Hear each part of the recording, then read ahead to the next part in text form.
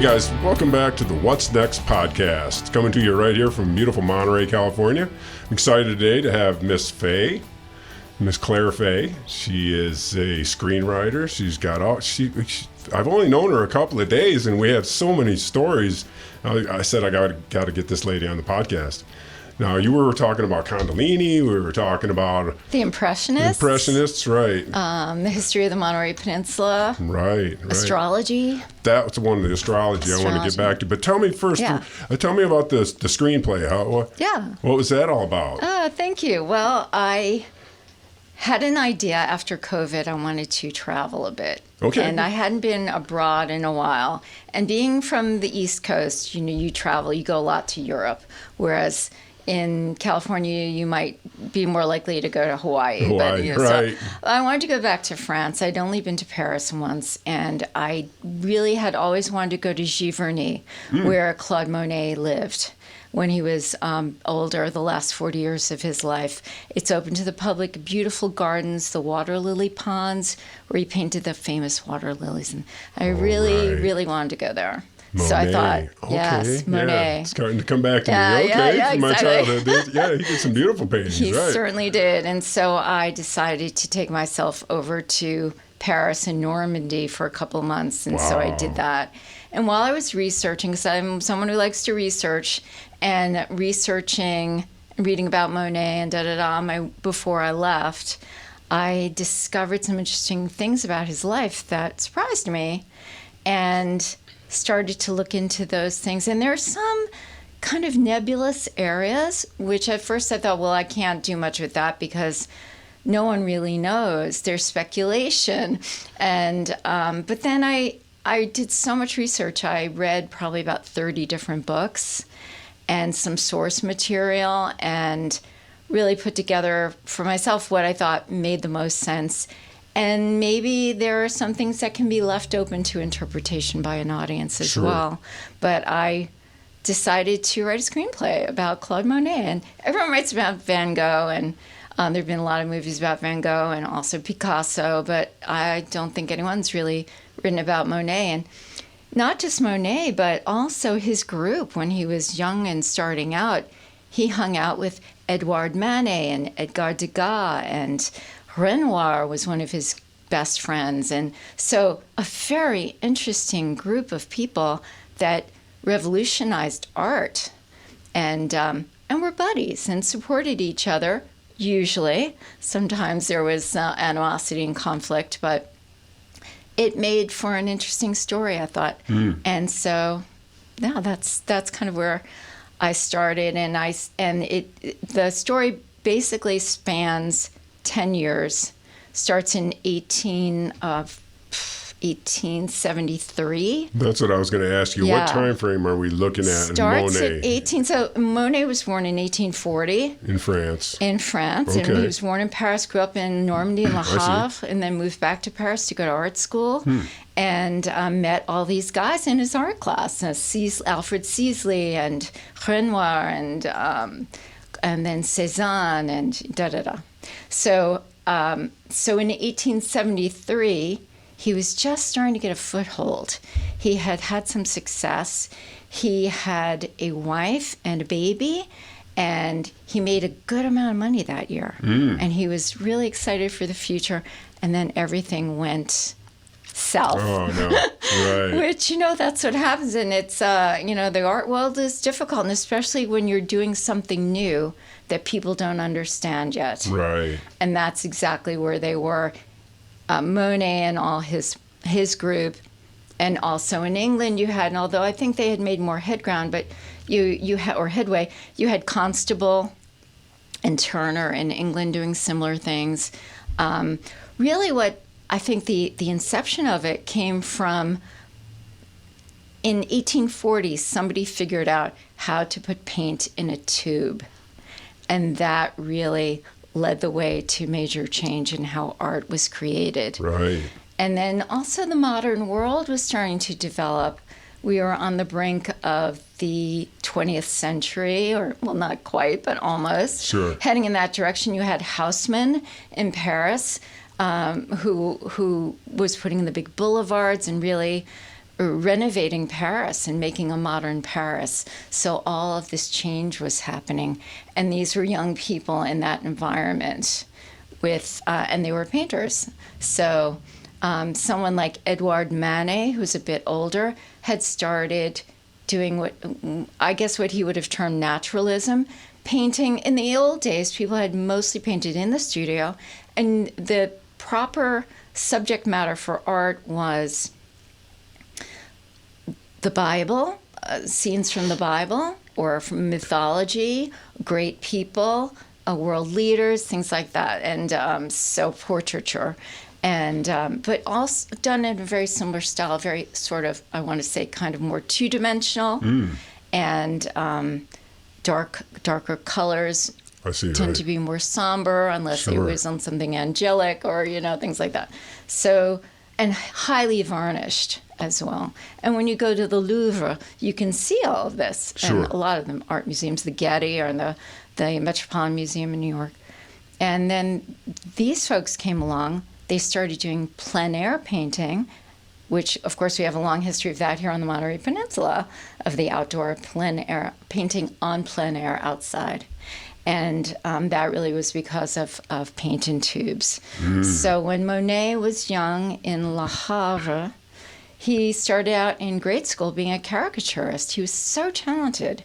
And then he met a painter who's a bit older named Boudin. Boudin painted on plein air. And Monet was skeptical, but he went with him, and it was a revelation for him.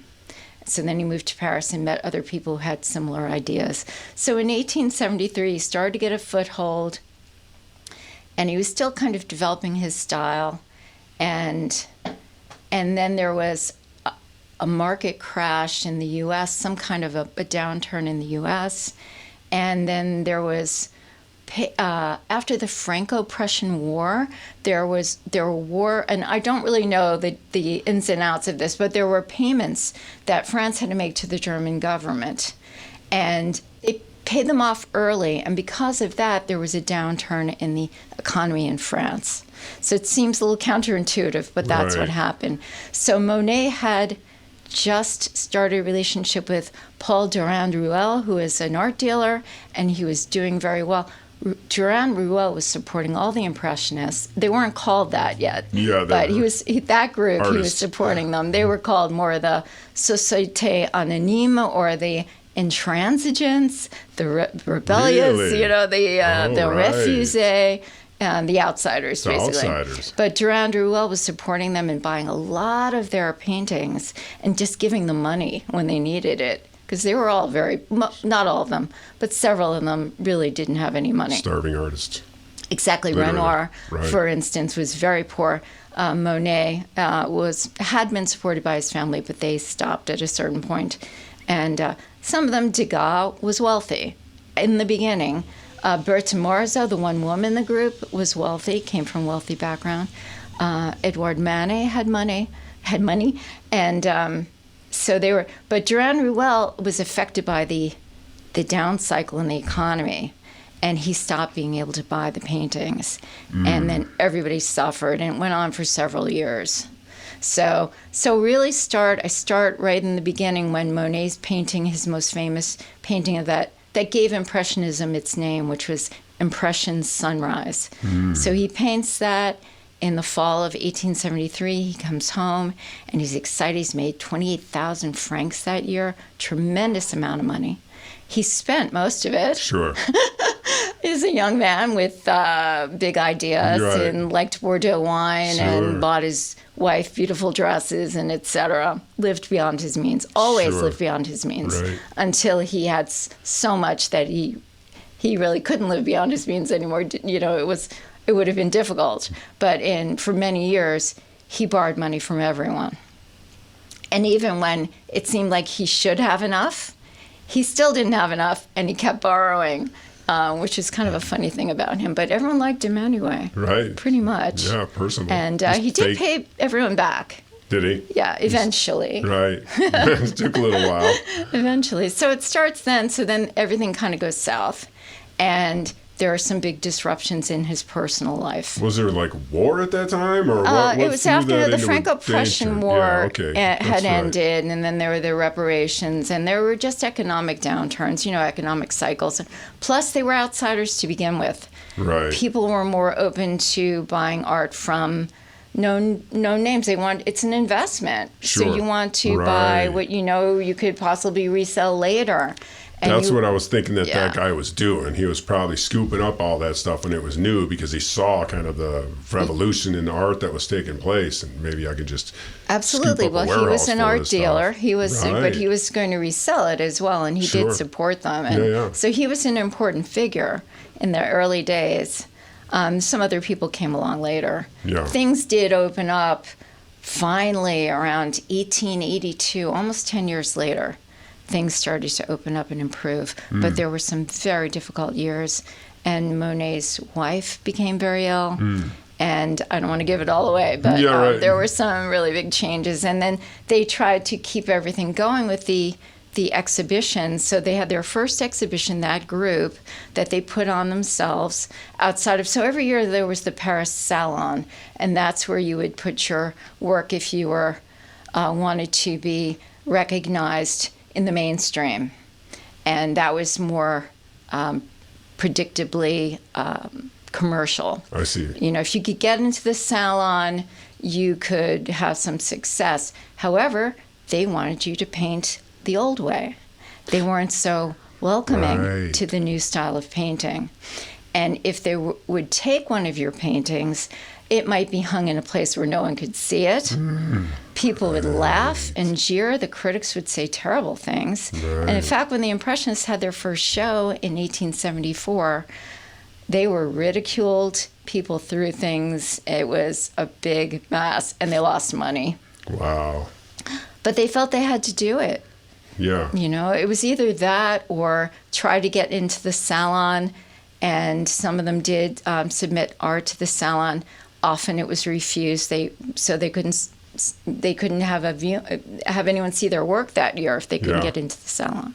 So it was tricky. And then Edgar Degas, who was well-to-do, he felt that if you wanted to exhibit with their group, then you shouldn't also submit art to the salon. You had to choose one or the other. And of course, the artists like Renoir, who had no money, wanted to feed his family, would have preferred to submit to the salon and to their group. Sure. But Degas wouldn't have it. Really? And Degas was a difficult guy. Really? Very difficult guy. And the other place didn't necessarily want your art anyway. Right. You were between a rock and a hard place, really. Wow. What's up with humans? It seems like that with science, anything else. You try to bring in something that's new, and the people, well, this is what we believed forever, and we're not going to change. People fear change. Fear change, right? That's what it was. It's threatening. They all want change, right? But they fear it at the same time. Yeah, I know. It's crazy. So how interesting, how cool. Yeah, so things move forward incrementally, I guess. Yeah.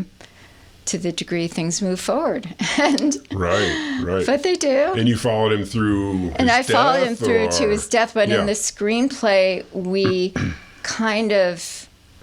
he moves to Giverny finally in 1881, 82, and then then we skip ahead to when he finally marries his second wife in 1892.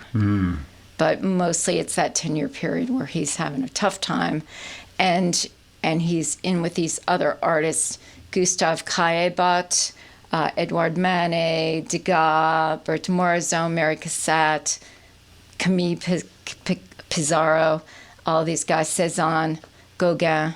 We're all in the group, so they're all kind of a little bit in there. That wasn't that long ago, end of the 1800s. Yeah, well, so now that you bring that up, yes. So next year will be the 150th anniversary of the very first Impressionist exhibition in Paris. Oh, how cool. Which is really neat. I hadn't realized that. I think about 100 years. I didn't think about 150, but that's what it is. And so the Musée d'Orsay in Paris that has a great collection of the Impressionist art, they're going to do a big exhibition of paintings by the Impressionists, and a second exhibition, which is going to be an immersive experience.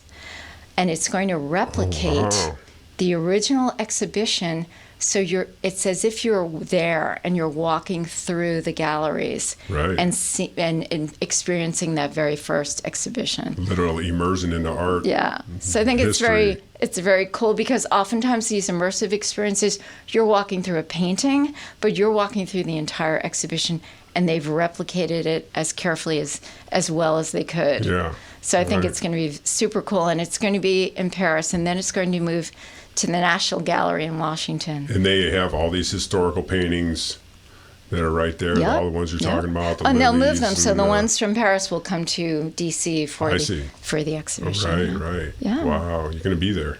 Oh, yeah. You I'm bet. going to go to Paris. You're going to go to Paris and then follow them back to New York. I probably won't go to D.C. for it, but I'll see it all in Paris next year. Yeah, that's true. I'd rather see it there anyways. That's the place to see it. Yes, I like Paris. Yeah, right. I just keep going back for one reason or another, whether I need to or not. An excuse. Right. However, there's right now in New York, there's just opened at the Met, a Manet Degas exhibit, which I'm going to see. I'm leaving on Thursday, and so I'm going to be there to see that. And of course, Manet and Degas, I mentioned a bit. Degas was very intelligent, very funny, a little sharp. He became too sharp. He later on became a bit embittered, and there's reasons why that happened. He lost his money, actually his family money. That'll do it. He didn't lose it. His brother lost it. But that embittered him a bit, and so he became somewhat crankier and more reclusive and just difficult. He was always difficult. He became more so, which is kind of sad. Right. And Manet, I really came to respect a lot. He was a bit older than most of them, only a year older than Degas, but he was about 10 years older than Monet. He never participated in the Impressionist exhibitions, but he was a mentor to them and a friend. And Manet eventually did do some Impressionist type work. He did some more plein air style. He spent a summer with Renoir and Monet out in an area called Argenteuil, and did some plein air painting out there, and did more of Impressionist style painting out there. But Manet... I don't mean to cut you off, but like this Degas fellow, can you see the transition in his art from when he was wealthy to losing his money? Do you see change in the art itself? Yeah, well... Does it get darker as he gets it? No, not so much. No? You would think that Monet would have... Oh, Degas, yes, Degas did have a change. Degas started to paint, and I think he had some problems with women. He never married. He had a close relationship with Mary Cassatt, but they didn't marry. They were friends, and maybe they might have married. But at a certain point, when Degas lost all his money, that was off the table for him. Yeah. And he didn't want to marry some model, and he couldn't marry a woman of his own class. Sure. Because he didn't feel like he was wealthy enough at that point. Social status. Yeah, exactly. Right. All that stuff. Yeah, sure. That came into play for the bourgeois, for his class in France, and I guess most of the world. That was the same in New York at the time. Sure. If you read the books of Edith Wharton, or if you go back to Jane Austen or Henry James, and on that back in those days, things were very. There was really a very distinct class structure. Right. A caste system, really. I almost think of India, right? The caste system, exactly. There was 4 castes, I guess, right? Even in modern New York, I felt that growing up, and not so much out here on the Monterey Peninsula. Right. It's much more blended here, which is nice.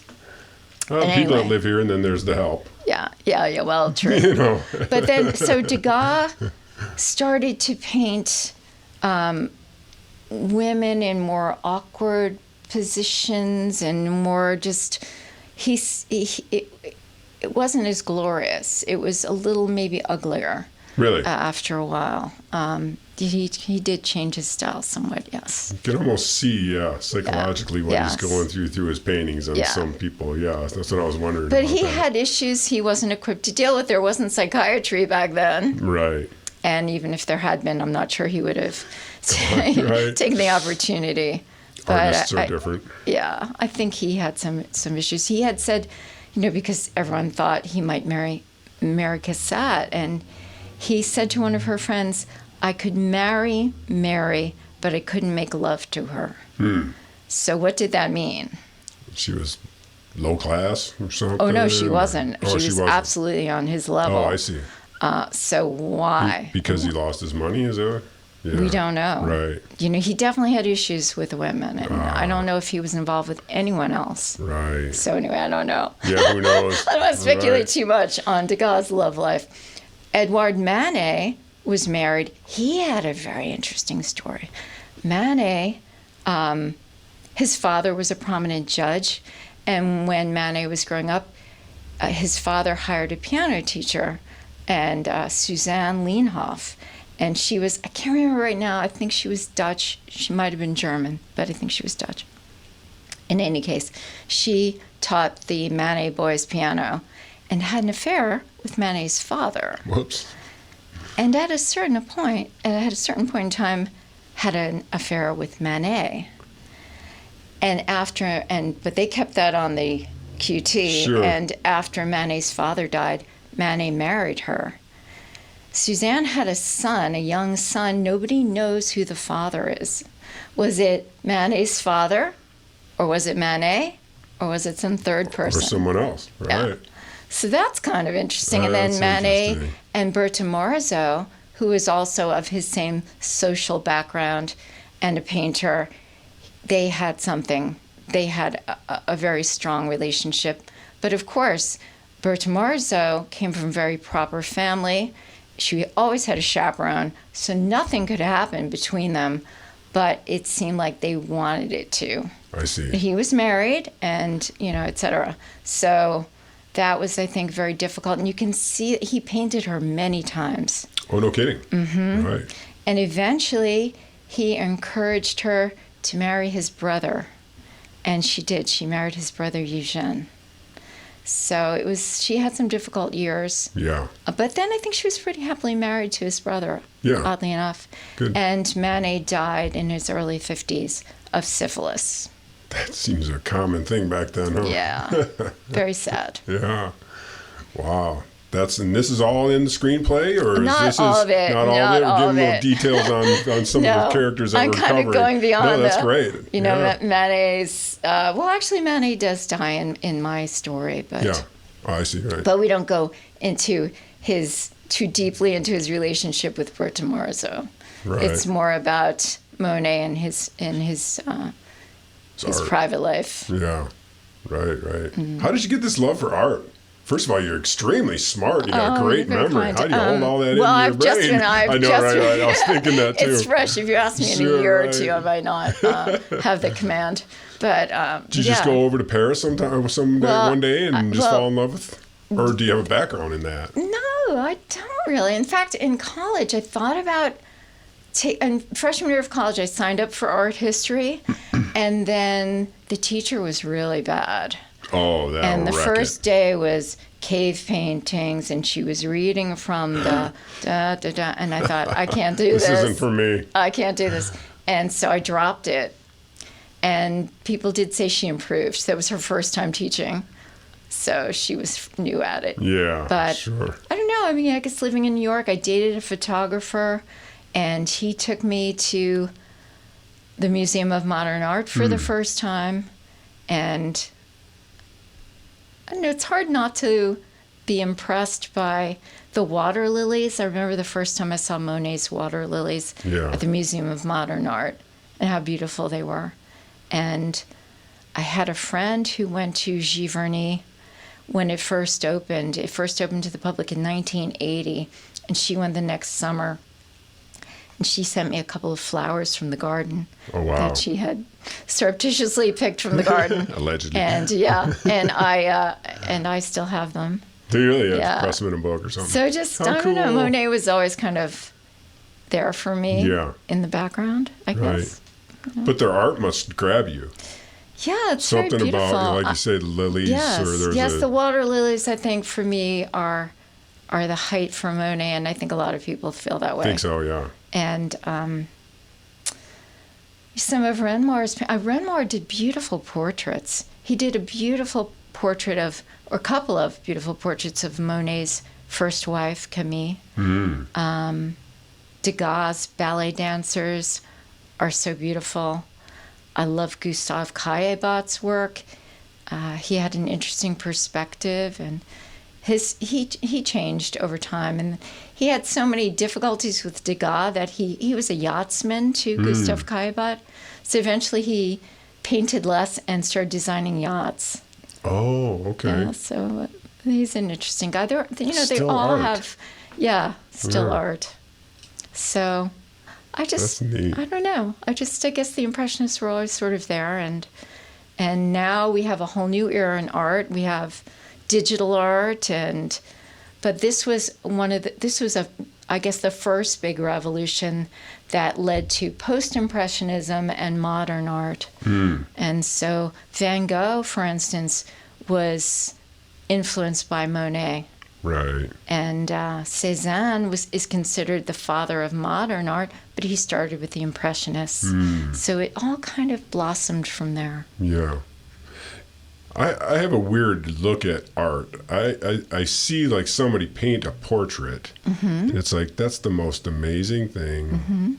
But then I look at like a modern art, it's like, it doesn't, I mean, I get it, kind of, but what skill did it take? It's a different thing. Right. It's not. I'm not saying it's bad or anything. It's just not my cup of tea. Right. Yeah.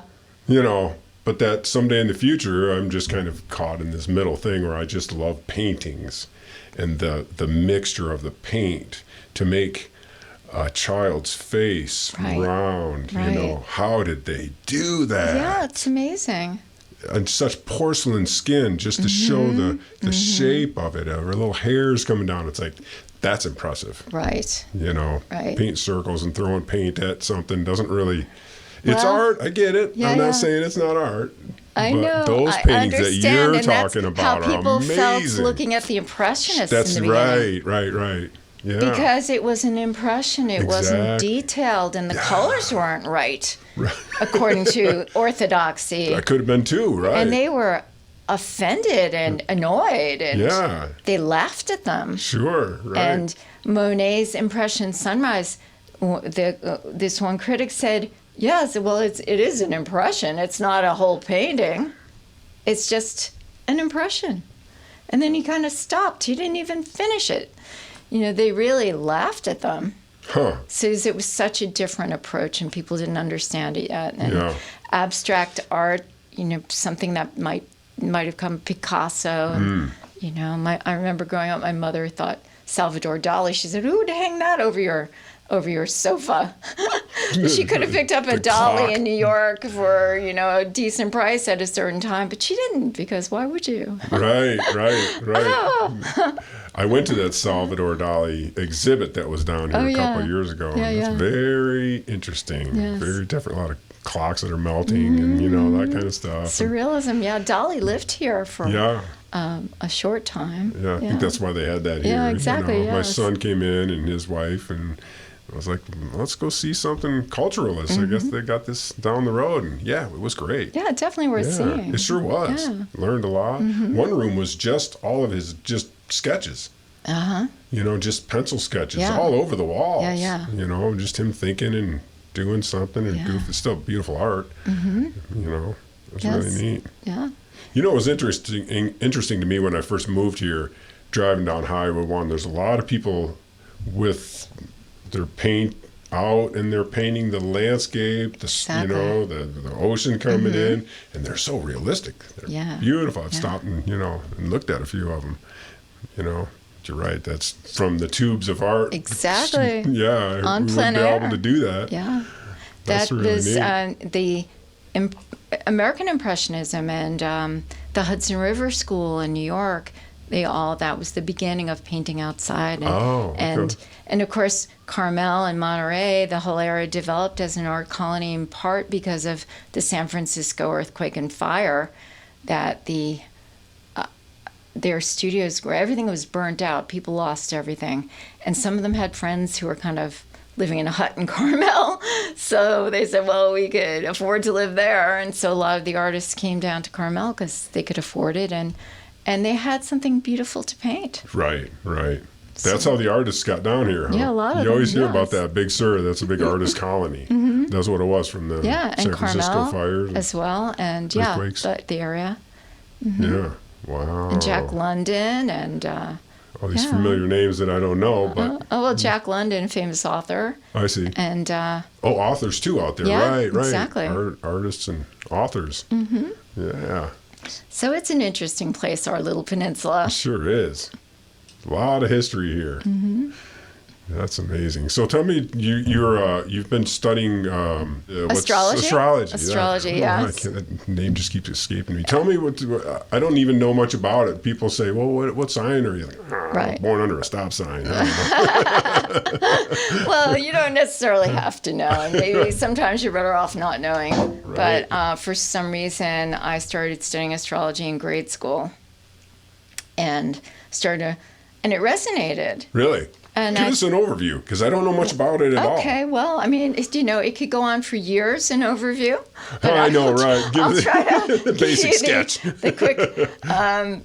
There are 12 signs, Okay. Aries through Pisces, and Aries is the beginning of the year, Okay.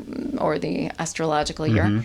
And there are fire signs, water signs, earth signs, air signs.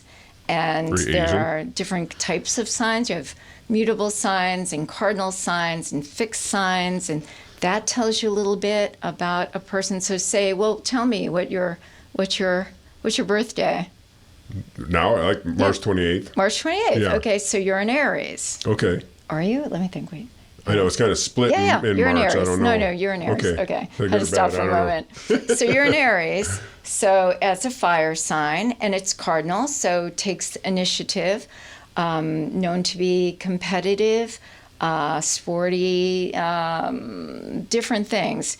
But it's nuanced. So you have your moon would be in a certain sign. Then all the other planets, the 9 planets, will fall in different signs depending on your year and day of birth. Your moon, Mercury, Venus, Mars, Saturn, Neptune, etc., all in different signs, and they make aspects to each other. So they might make soft, gentle aspects, or they might make hard aspects. And so those give a flavor to your chart and to you by extension. Yeah. And so they fall in the different houses of the chart, the 12 houses of the chart. So maybe you have the sun, which is life-giving and bright and large and optimistic. You might have the sun in your first house. The first house represents the self. So you could be a very sunny Leo type of person, even though you're a Scorpio. You might have a flavor from that sun being in your first house. It's a little nuanced there. Then you have the rising sign. The rising sign is where the sun was at the moment you were born. So I'm a Gemini, but I have Taurus rising because the sun was just coming over the horizon a couple of hours before I was born. So it's in the previous sign. I see. Oh. So it's in Taurus. Oh. If that makes any Sure, sense. yeah.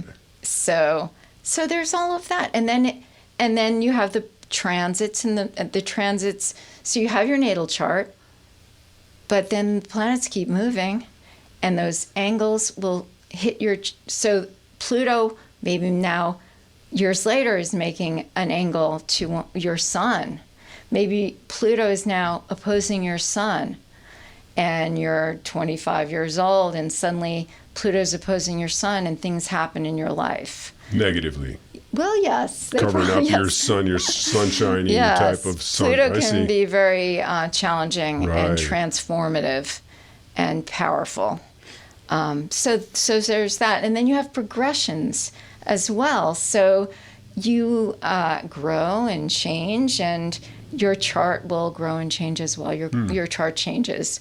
So I was born with my sun in Gemini, and then it progressed into Cancer. So for 30 years, I had a Cancer sun, and now I have a Leo sun. So now I'm picking up more of the qualities of Leo. Oh, I see. Yeah. So when they say, like, don't do anything this month because Mars is in retrograde. Oh. I'm like, huh? Well. What? Well, The planets do retrograde. Is that part of that thing, or is that something different? That's kind of different. I mean, that does factor in on an individual level. I see. The planets do retrograde.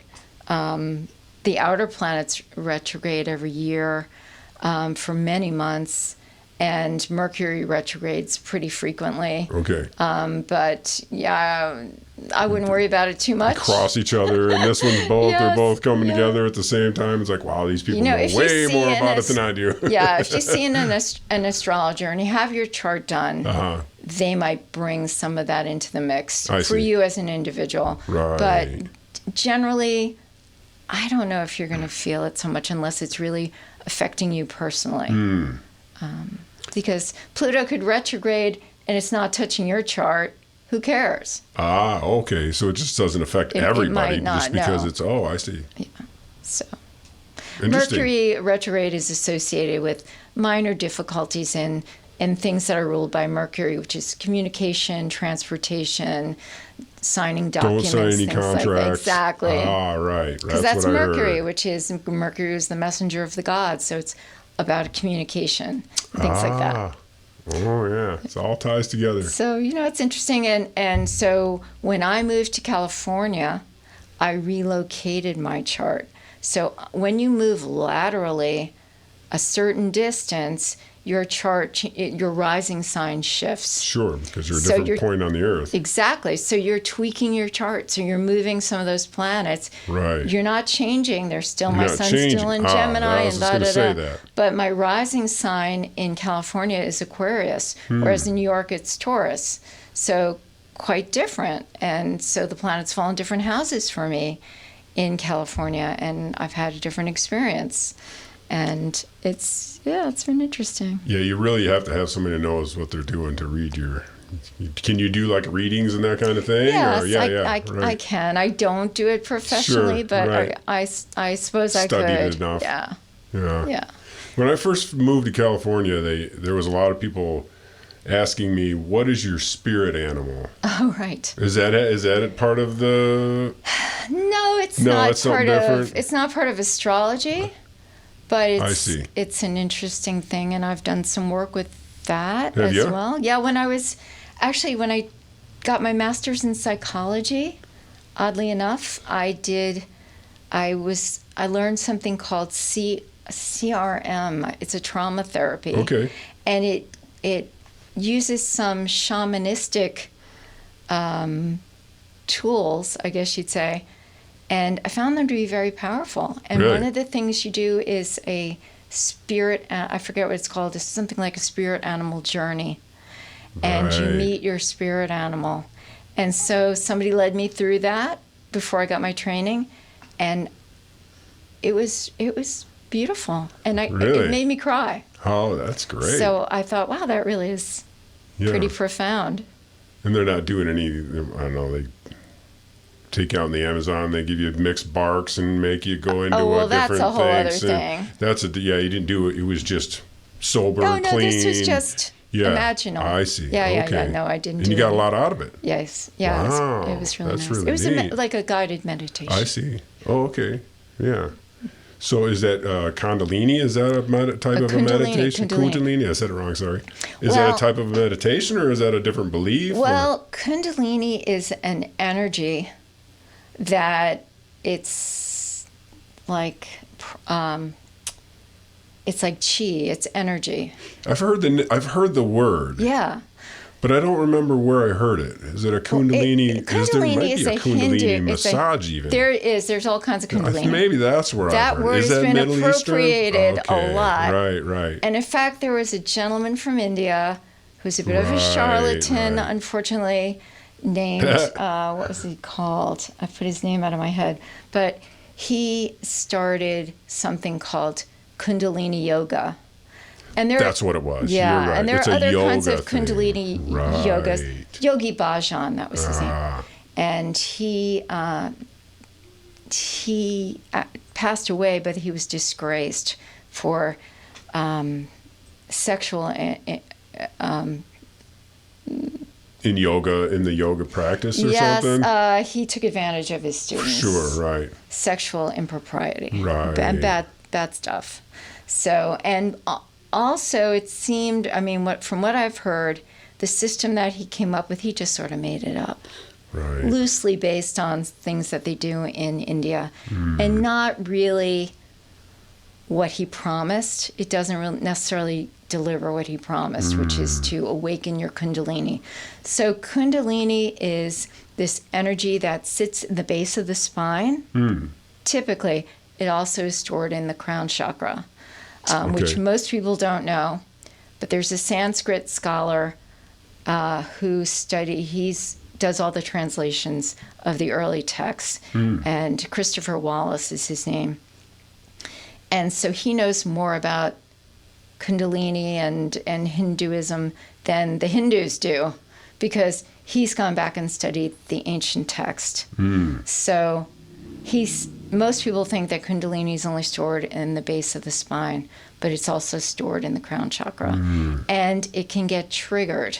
And when it gets triggered, and there are certain types of yoga that are meant to trigger it. And Yogi Bhajan said that his Kundalini yoga was going to do that. And perhaps it does on occasion. Not everyone's going to awaken in this lifetime, no matter what practices they do. And some people just awaken accidentally, have their Kundalini awaken, which is what happened to me. I was still living in New York, and one day, bam, I had my Kundalini awaken, and I didn't know what was happening. Really? Yes, and it was rather scary. Yeah. Is that what people try to go through lifetimes trying to find enlightenment? Is that same type of thing? Or? Yes, Kundalini does bring about a shift in consciousness. And it doesn't make you a fully realized person. It doesn't make you a saint. You could take the opportunity to devote your life to becoming a saint. Right.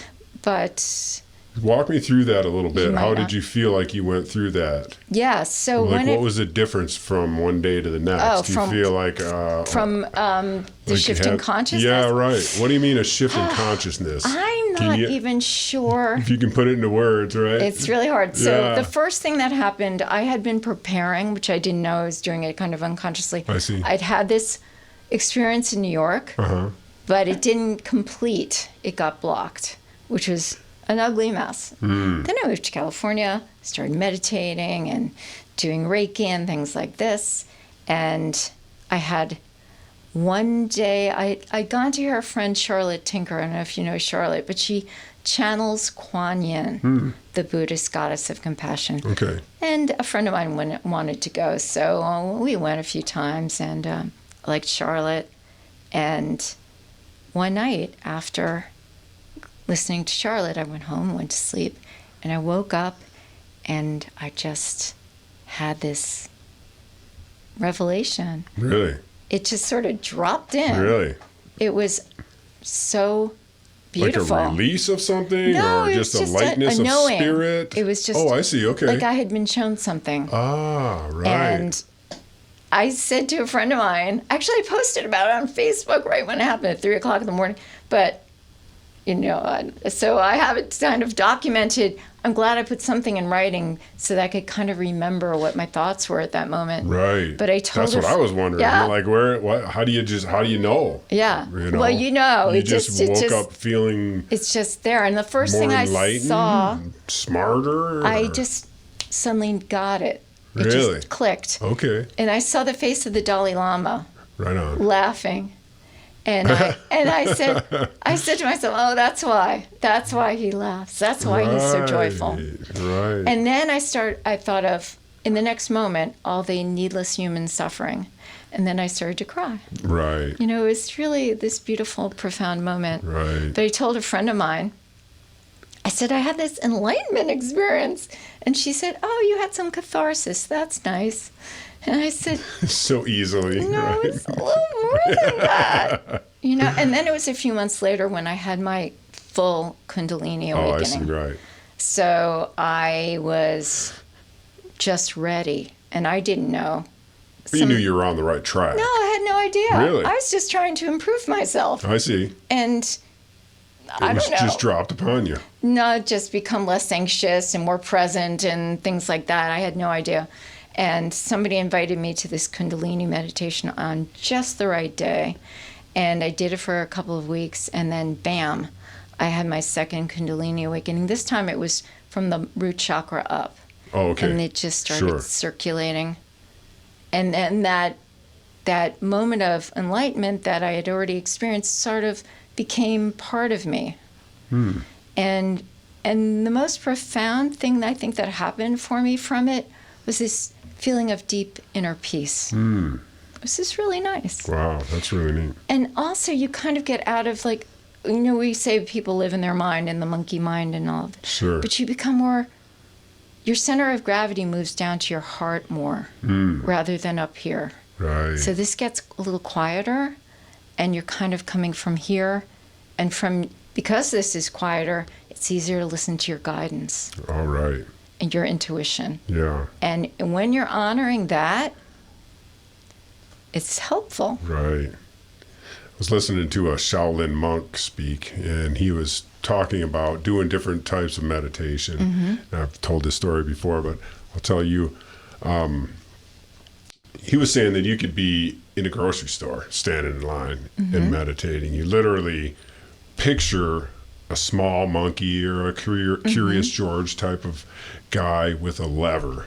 And this is inhale, this is exhale. Oh, okay. Literally giving the monkey something to do. Instead of chirping and messing up your mind and giving it all kinds of different things, you literally, not literally, yeah, I mean, you picture this monkey back and forth, inhale, exhale.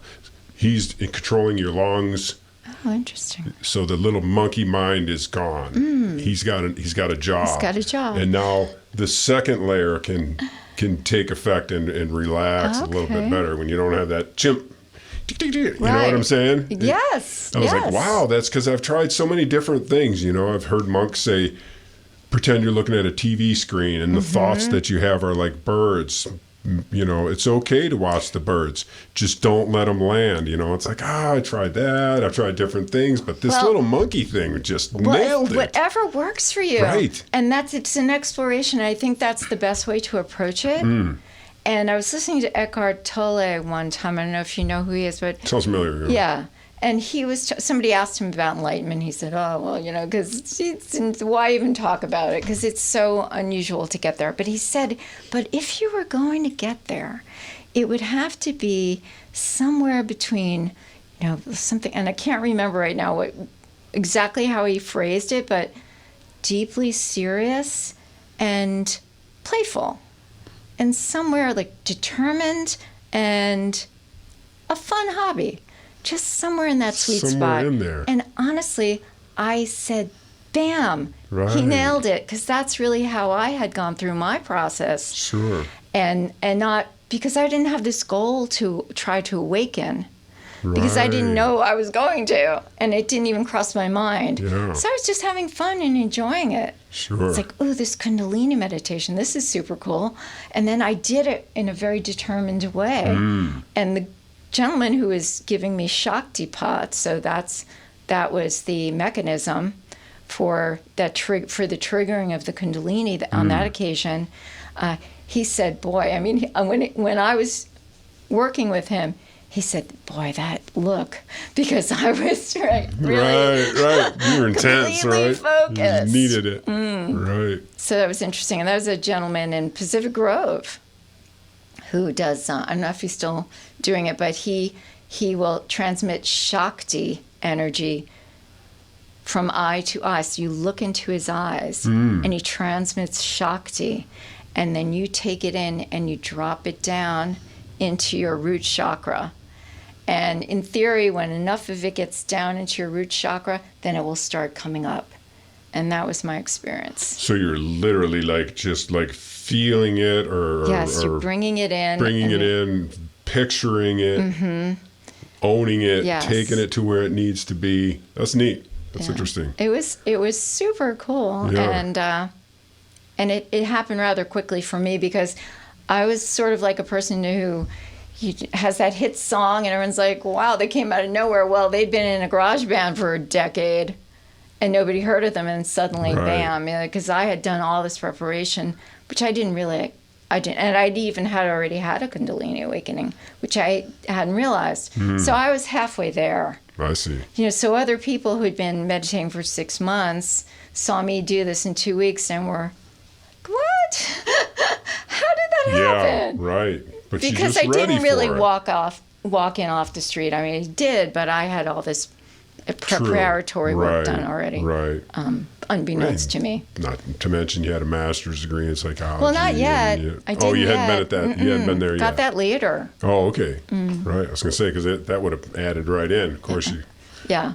Well, it did. It all kind of made sense after the fact. Right. And then maybe that led you to the other thing. Well, yeah. So after the Kundalini awakening, and you become more conscious it's a different way. It's just it's hard to describe. So a lot of the things that we're told are important, what I'd say programming, becomes ridiculous to you. Sure. And more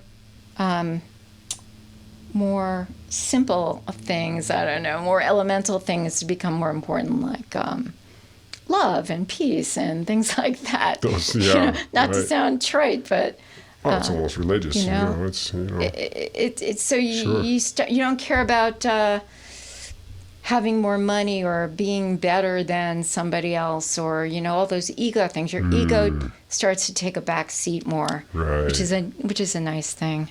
Yeah. And I forgot where I was going with that. I had this. Have you ever heard of transcendental meditation? Yes, I've taken a course in that. Have you? Yeah. 'Cause I had a fella in here that he actually wrote a book and made a movie about it. But his mom had 12 kids and married a guy with 12 kids. They had a couple more kids. They had 26 kids altogether. It was Ours, Mine, and Yours. If you ever remember that with Jack Lemmon. Yes, of course. Yeah, they wrote that about this family. He lives in Carmel, actually. And it was a very interesting podcast. But basically, the second half of the podcast was all about his transcendental meditation and what he does, and because he had a hell of a childhood. Yeah. So it must be more of a healing type of thing, or tell me what you've learned about that. Oh, that's where I was kind of going, healing. Yeah. So we'll come back to that and then we'll come back. Well, okay. TM, whatever tools come to a person that resonate with them, that they can use, grab them. Right. I mean, for me, it started out, I went through this exploration of different types of meditation, including TM. And at the time, I still had my monkey mind going, so I had trouble meditating. Oh, my goodness. Then I started doing a group meditation in Monterey, at someone's house in Monterey. Oh, and they were all very powerful healers and meditators, not all of them, but a few of them in the group. And I found it very easy to sit in that energy and be pulled into the meditation. Oh, wow. It made it easy to go into the monkey mind a little bit? To go into a deep meditative state. Ah, right.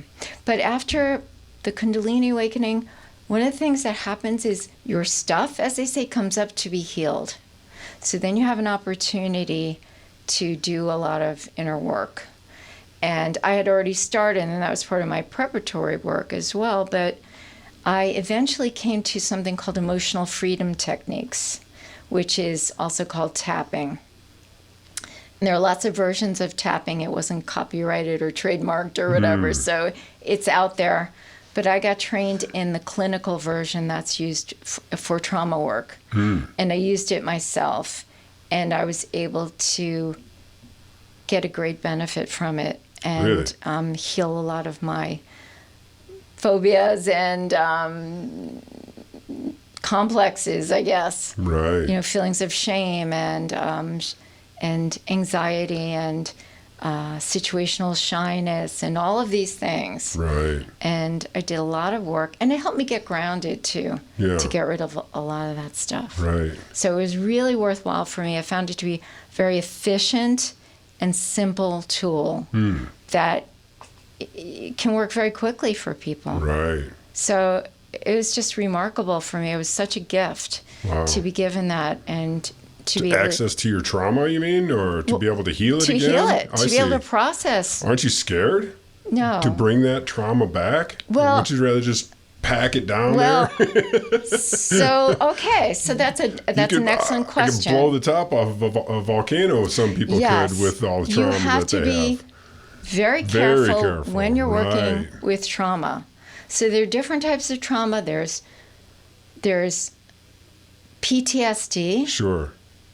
Trauma from war, from rape, right. from child abuse, sexual abuse. There's that kind of trauma right. that can take someone years or maybe lifetimes to be able to access it, even to start chipping away at that. Exactly. You don't want to just open that thing up. No. I see. That's not what you're looking for. No. Okay, cool. But people who have trauma, say bullying or being somebody, a friend betraying them, or a parent being unkind or unsupportive, and things like that also stay with you, but aren't that horrible. Damaging, sure. That they're more maybe a pattern of light abuse. Just throwing your life off, making bad decisions. Yes, because exactly. Of that. Yeah, I see. Because then you're coming, so when you have a certain level of this, you're using the wrong part of your brain. You're using the what they call them, I forget what it's called, but the reptilian. Yes, brain. The reptilian. Yeah. Thank you. I was trying to think what animal it was, like lizard. No, right. Yeah, it's the fight or flight response. I see. It's not that considered, thoughtful, or intuitive response.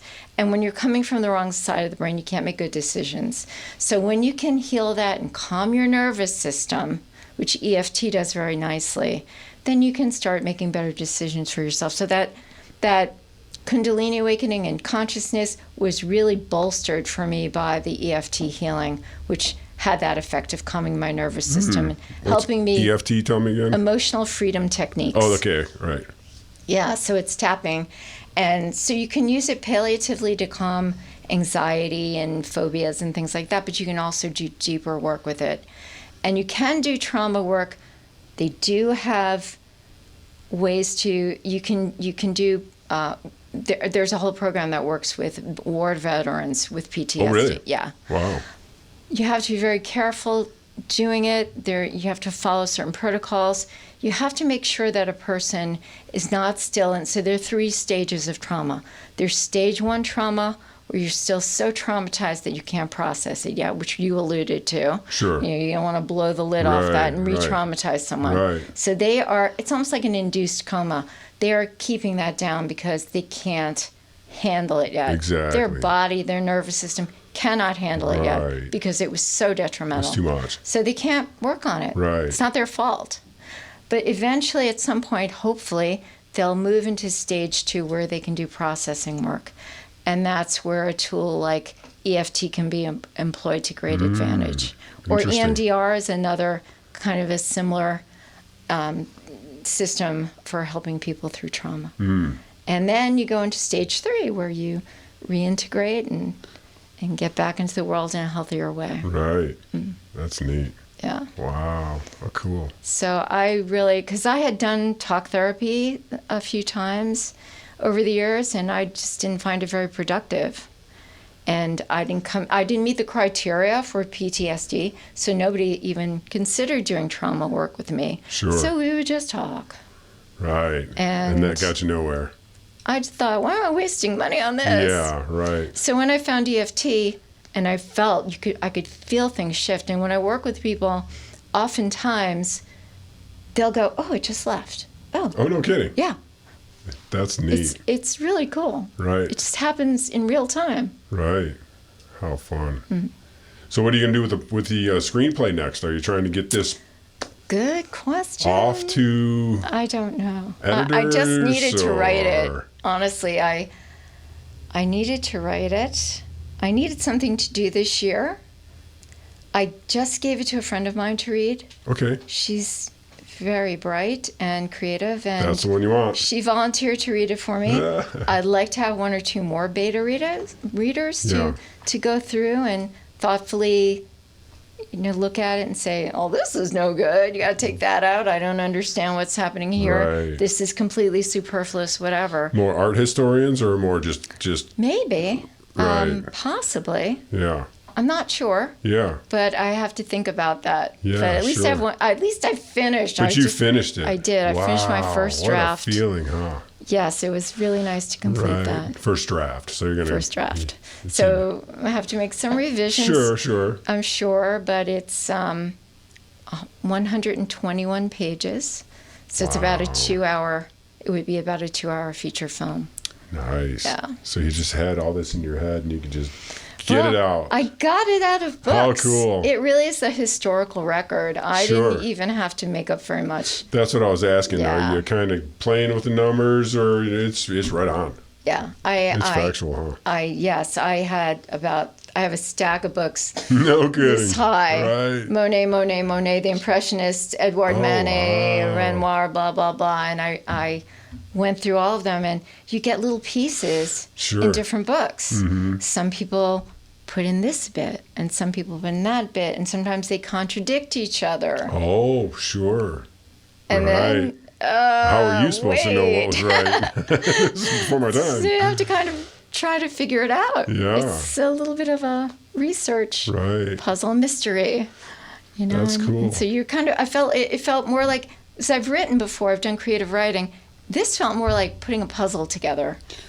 That's what the good stories are, though. Nobody's really gone back and pulled it all apart and looked at all the documents and put them back together like you have. And I think that's going to be amazing. Well, it was an interesting experience, to be sure. Otherwise, you literally have to go through a stack of books this big to find out all those details. And I didn't get to work with some of the source material, unfortunately. Mm-hmm. A lot of it's in French. Monet had horrible handwriting. Oh, no. Monet's handwriting is just atrocious. And his second wife's diaries, I would love to have seen them. However, they're under lock and key. Why?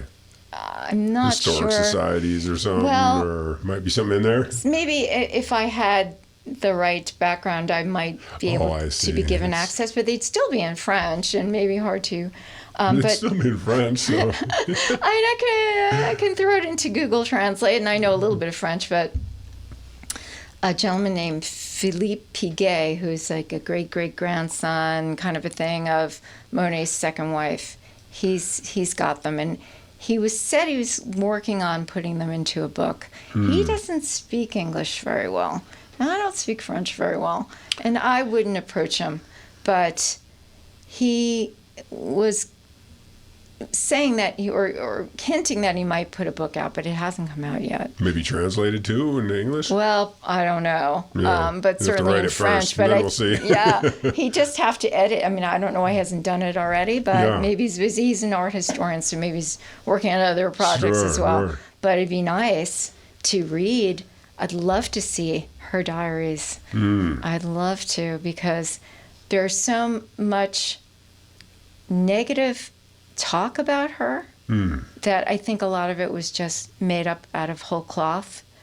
And so she was a devout Catholic, and so the gentleman who did the Catalogue raisonné on Monet, which is the biography, and it's 4 or 5 volumes of every single painting in chronological order. He did a tremendous amount of research. Daniel Wildenstein has an art, he's dead now, but his family still has an art gallery in New York, and the Wildenstein Institute, and he was very well thought of art historian. So he was the go-to guy on Monet, but he seemed to think that, or indicate that Alice was, that was the second wife, was jealous of Camille, the first wife, and I really didn't pick that up. You didn't get that, huh? I really didn't, reading the story and how, but I don't know if I should give it away. I mean, it's not a movie yet, I mean, that's... Yes, I think happens. He kind of thought, well, of course they had an affair, but it was the 1840s, it was the 1870s, same difference. Yeah. And Alice, the second wife, she was married, Monet was married. Alice was a devout Catholic, truly a devout Catholic. I don't think she was fooling around on her husband. No. I just don't think Not in that time. Eventually, they all wound up living together in the same house. So that became a little Yeah. a little... It's so hard to stand here in 2023 and judge something from... Well, yes, but even to speculate that something happened when there's absolutely no evidence of it that I've seen. Ah, right. And when Camille, This is just speculation then. Yeah, that, well, I don't know. see. Unless there's something I haven't seen. There might be some document that I haven't seen, but I don't think so. Dig, we need another book. But when Camille Monet was dying, Alice lived in the house. Her husband had taken off for Paris. He abandoned her. Oh, really? He had gone bankrupt and he abandoned her. So she was living with Monet and his wife and all of the kids. She had 6 of her own and Monet's 2 kids. She wound up, she had been an heiress. She had been very wealthy and owned a chateau and had a big apartment on the Boulevard Haussmann in Paris. Now she's living in a little tiny cottage and taking care of Monet's sick wife. And they don't have a nickel. The second wife was sick, or the first wife? No, the first wife. The first wife was sick. He was still married to his first wife. Still... The second wife was living there right. with them. They were all living together to try to pool resources because her husband had lost all his money. Sure. So they were all living together, and the speculation was that Monet was having an affair with her. But she was taking care of his dying wife and his infant son. Under the same roof. I really don't think so. Doesn't make sense. And a devout Catholic. Yeah. And she meant something back then. Yes, it did. Right. So, so I want to kind of clear her name, I think. Right. Right. Because a lot of people said that she was very jealous and that she had all of the first wife's letters burned. She burned all her letters. Possibly, but I don't think she did it out of jealousy. Yeah. If she did at all, I think it's more likely that Monet burned the letters because he was a Scorpio and they're very private. And when Alice died, his second wife, when she died, he burned all her letters. He read them so it over. Makes more sense. So that kind of makes sense to me. Sure, right. But anyway, so. That's neat. Yeah. I had a gal in here that she was a Russian gal. She spent about 25 years traveling the world in search of enlightenment. Mm-hmm. And India, everywhere. Yeah. And she wrote a book called Buddha on a Bull. Oh. I thought that was really a neat title. If you ever get a chance to read that. You guys have a lot of the same thoughts. Yeah. So you might really dig that. Yeah. I may have a copy here, but I don't know where I was going with that. But that was, it's the Enlightenment thing, chasing the Enlightenment. And, well, you shouldn't chase it, I don't think. Although some people do. I mean, Adyashanti, who... I don't know if you've heard of him. He's up in, I think, in Berkeley, in that area, or somewhere up there. Uh-huh. He, as a young boy, got very serious about it, and he did have an enlightenment experience. Oh, I see. And he teaches. So there are people who did pursue it and get there. But in Buddhism, there's never a goal. You don't want to become enlightened. You work towards it. Right. Whether you get there or not is not really the point. That's where my side of the discussion was. It's like, how do you expect to find it in your lifetime? Isn't it progressive, lifetime by lifetime, trying to get closer to enlightenment? Probably. So and I think I clearly don't understand. It's either on your karmic bucket list or it isn't. And you really don't know that ahead of time. Right. For some reason, I had that experience in this lifetime of becoming conscious in that way. Yeah. But I really didn't think about it or expect it, or it just happened. It just happened. That's great. It just boom. I think you search for something, you're not going to find it. It's harder, right? I think, for most people, and you'd really have to. It would. I don't know. I don't know what it would require. The karma and the being in the right place at the right time, having it be the right moment for you. I guess. Right. Because I don't think you can will it to happen. Sure. But you can be ready or more ready sometimes than you are others, I would imagine. Yeah, for sure. I mean, the first time that happened to me when I was living in New York and I wasn't meditating, I was working in the news business, and I really wasn't doing anything at all spiritually, right. Or even doing yoga, nothing. Yeah. And when that happened, I felt something very powerful happening to me, and I knew what the chakras were, and thought, oh, this seems to have something to do with the chakras, but I don't know. Yeah, right. And then it do some research. Stopped. But of course, it's 2006, and I don't even know. But I wouldn't even know what word to Google back then. I wouldn't have had any idea. Right. But it stopped.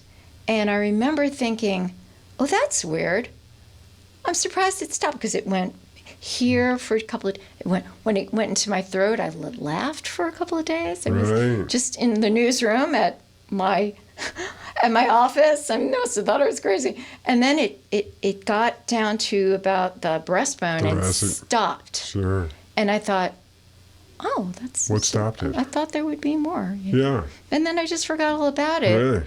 And that wasn't good, because I had this very powerful force that wasn't able to go all the way through and integrate. Yeah. Right. So it was not a good ride. And I had a lot of energy, very manic. I had magical things happening, because that's part of it.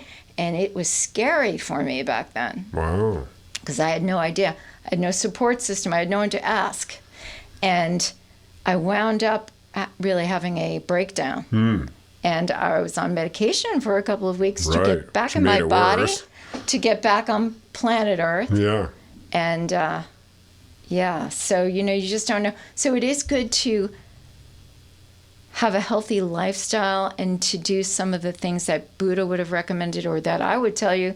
Similarly, a kind of an eightfold path of taking care of your health and taking and meditating and trying to be a good person, live in integrity, practice mindfulness, all of these things that are helpful, so that if you do have something like that happen to you, you're going to be prepared and you're not going to have a negative experience. Right. Because people really do. People can have very bad Kundalini experiences and burnout. People get burned from it. Really? It's a very hot, powerful energy. I had a psychotic event. It's what eventually happened to me. Things like that happen to people if they're not prepared. So it is a good thing to have good practices. And, I stopped drinking. And in fact, right before I had my second Kundalini awakening, I lost the taste for alcohol, which surprised me. Yeah. But that was part of it. I was getting ready for that to happen. And so there was really no place for that. And That's you're really in a very purified state at that moment. So you're setting yourself up subconsciously. Right, exactly. For that event, it seems like. And I had done so much preparatory work that the energy was able to come through easily that time, thank God. And it was nice. Oh, great. Yeah. And I had a few, month or two of magical things that happened that were really super cool, visions and golden light and yada, yada, yada, very nice things that went on for a while. So. Right. And cleared some of the negative stuff that had been carried. Yeah, that was certainly the beginning of that. That was it. And then you get into this, one of the stages after awakening is where you start to kind of see yourself from the outside. There's a name for that in psychology, too. It's called dissociation or something like this. But I had a similar experience, oh, Claire's going to work today, and it was very funny to watch myself live. That's funny. And that's one of the stages people talk about after they've gone through this kind of experience. Almost a third person kind of a thing. Yeah. So that went on for a little while, but it was entertaining. Right. To see myself from the outside. So,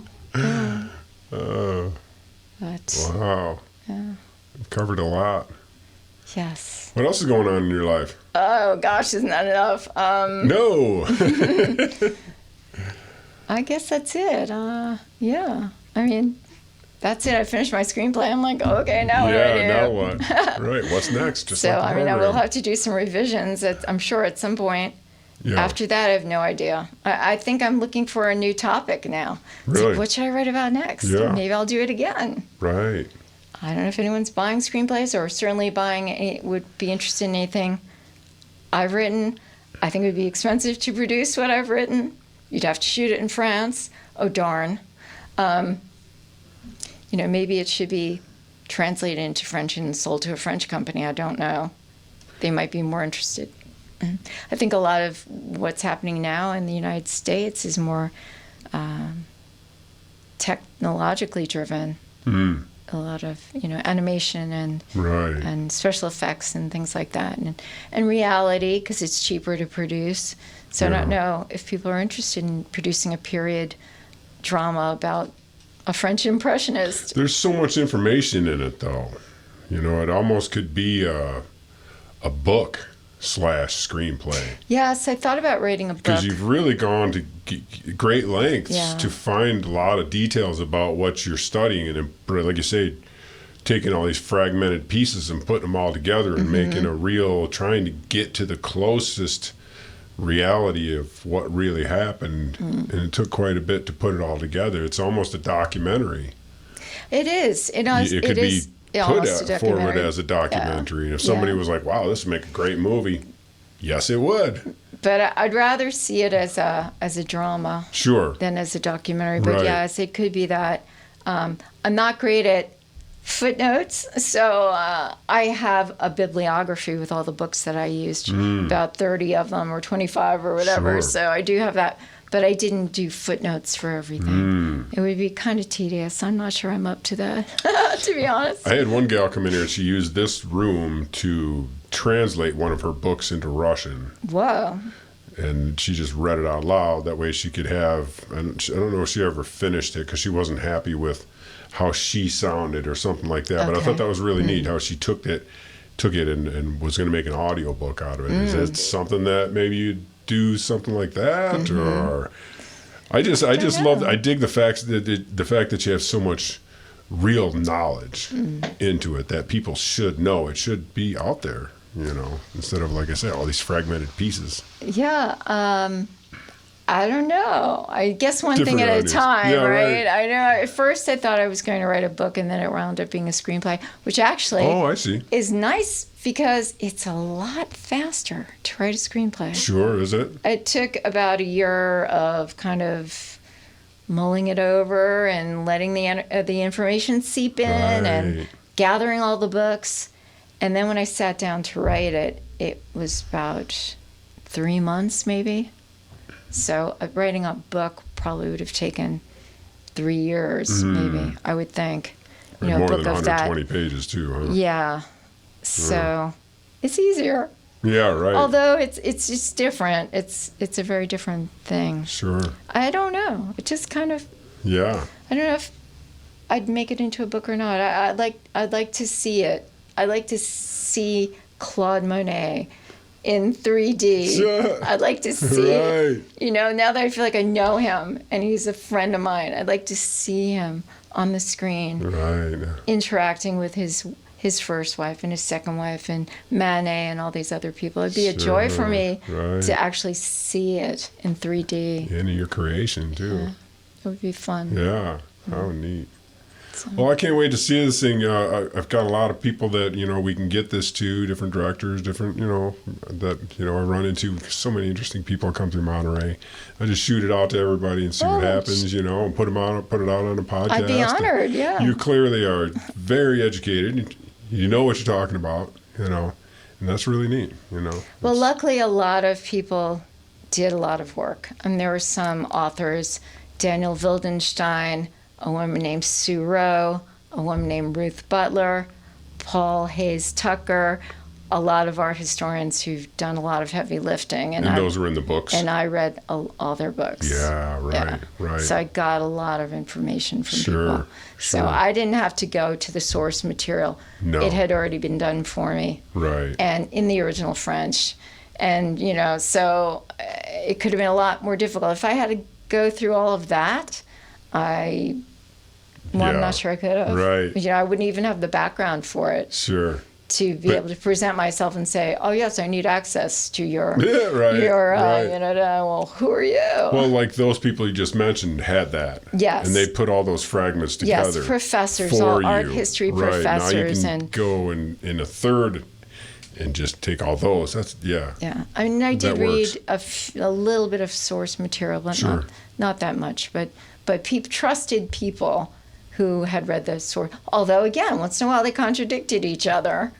So, I don't know. That's part of the story That was too, interesting. right? It's like, Let the wow. audience make the decision, right? What do you do with that? Yeah, Is it A or is it B? you're right.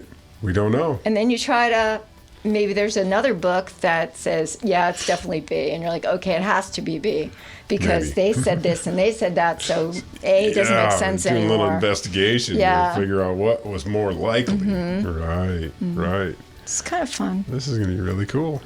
Right. Well, thank you so much for coming in. Thank I've you learned so so much. Thank you for inviting me and giving me a little Yeah. forum. And, you know, it's very kind of you. Perfect, perfect. Wasn't so bad, was it? No. Not even a little bit. Awesome. That's Thanks, very guys, pleasant. for Thank tuning in again.